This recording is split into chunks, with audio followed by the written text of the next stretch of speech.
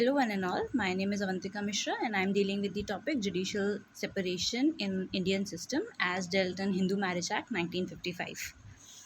As we all know, that judicial separation is a period before a spouse files for a divorce petition. That means that before filing for a divorce petition, if a spouse wants, then he can go for a judicial separation. These types of judicial separation, they are legalized and they are mandated by the court of law. The period for filing a divorce separation is 1 year. It's just assumed to be 1 year, but the time period for filing a judicial separation petition is not specified. The reason why spouses opt for judicial separation, or why the courts are always in favor of going for the judicial separation, is because it is allowing the party to live separately, but the matrimonial ties that are prevalent between the parties are still intact. The matrimonial ties are not broken, and the status of both the spouses as husband and wife remains the same despite the petition for the judicial separation being filed in the court of law. That means the benefit uh, for filing a judicial separation is that the parties, they have a chance to rethink about establishing their matrimonial relations. By living separately, they are giving their equal space, they are giving their independence, and to retrospect whether they want to live together and to carry out their matrimonial relationship further in future or not. The benefit is that of filing a judicial separation, the reason because of which the spouses are in favor of it is that the taboo that is existing in the society, that within few months of marriage the marriage gets broken because of the misunderstandings or because of the differences in opinion of the spouses.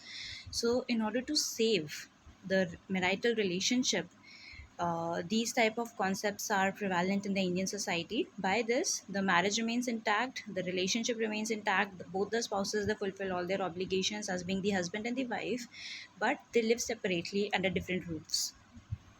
There are grounds for judicial separation as mentioned in the Hindu Marriage Act 1955. The grounds are mentioned in 13 clause 1, which is dealing with both the spouses, that is the husband and the wife, whereas 13 clause 2 is specifically dealing with the wife.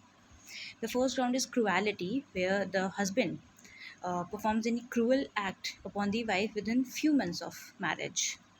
Second is desertion, where one of the spouse deserts another spouse without any reasonable cause. Third is adultery, where the wife is involved in an adulterous relationship with another man despite being in a wedlock with her husband.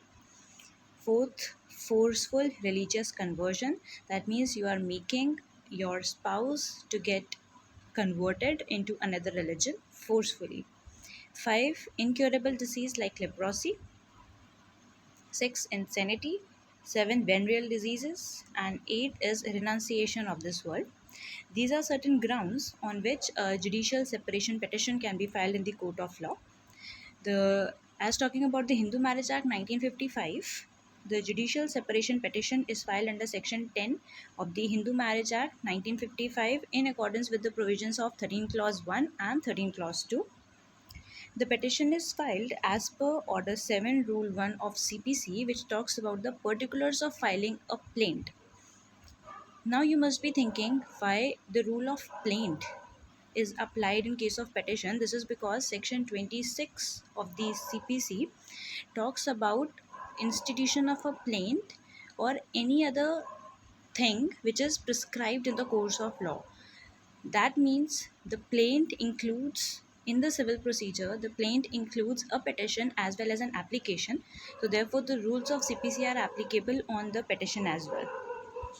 Now, moving forward towards the difference between the judicial separation and a divorce decree is that in judicial separation, the main reason is that in judicial separation, the matrimonial ties are not broken. The status remains the same, whereas talking about the divorce decree, the matrimonial ties gets broken. And they are not broken temporarily, they are broken irreparably, and there is no scope of reconciliation between the parties as well. Whereas talking about judicial separation, there is a scope of reconciliation and the spouses can think of joining the company of each other again. Another difference in judicial separation and a divorce decree is that there is no time limit filed for a judicial separation, be it 1 month, be it 2 months, be it 3 years. You can go for a judicial separation decree in order to just check out whether the compatibility is being made out or not. Whereas talking about a divorce decree, then it is filed within 1 year of marriage. That means if the period of 1 year is now lapsed and you have started facing misunderstandings amongst yourself, then the remedy which is left to you is going for a judicial separation, which is not only legal, but it also helps you to build a strong relation if you want to carry on with your spouse. So that's all with the topic. Thank you.